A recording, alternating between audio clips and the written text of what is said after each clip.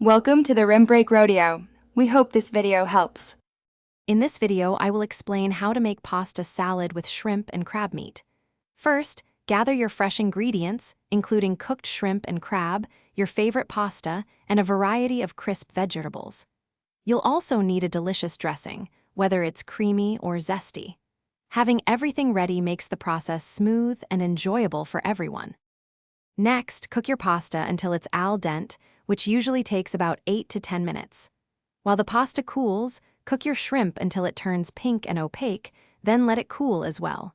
Prepare your fresh vegetables by chopping them into small, uniform pieces. Gently flake the crab meat, ensuring no shell fragments remain. Now it's time to assemble your salad.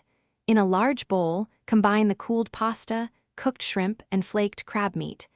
Add all your chopped vegetables, such as bell peppers, cucumbers, and red onion, to the bowl.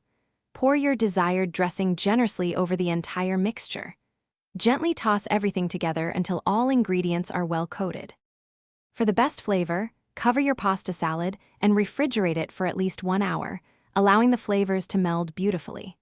Before serving, you can garnish it with fresh herbs like dill or parsley for an extra touch.